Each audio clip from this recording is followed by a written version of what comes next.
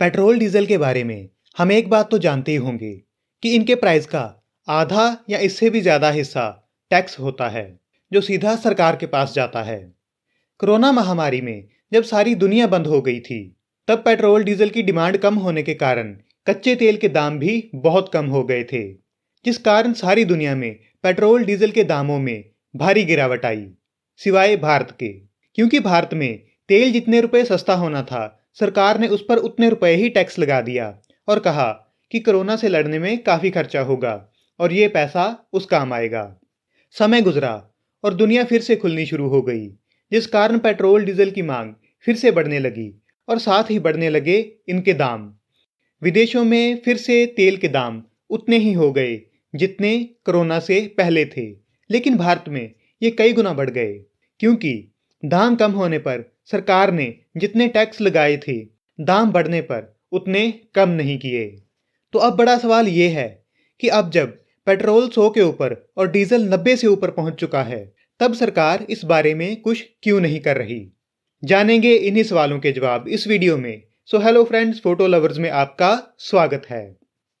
पिछले साल जैसे कोरोना आया था और पूरी दुनिया घरों में बंद हो गई थी, वैसे ही इस बार भी कोरोना के कुछ नए रूप आ रहे हैं, जिस कारण फिर से दुनिया के कुछ देश बंद हैं और इसी वजह से तेल की मांग भी फिर से कम हो सकती है। इसलिए तेल उत्पादक देश जैसे सऊदी अरेबिया वगैरह ने पहले ही ऐलान कर दिया कि वो अगले कुछ महीनों तक कच्चे तेल का उत्पादन कम करेंगे, जिस कारण इसके दाम कम होने के बजाय बढ़ने शुरू हो गए। अब भारत में जो तेल 80 से 90 के बीच खेल रहा था, वो तुरंत 90 से 100 तक पहुंच गया।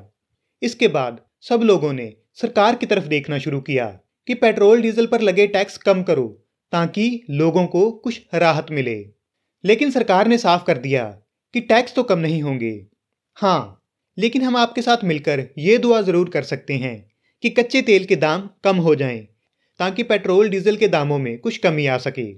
वहीं पीएम ने पेट्रोल डीजल की बढ़ती कीमतों के लिए पिछली सरकारों को जिम्मेदार बताया और कहा कि अगर पिछली सरकारों ने पेट्रोल और डीजल का बदल ढूंढा होता तो ये नहीं होता।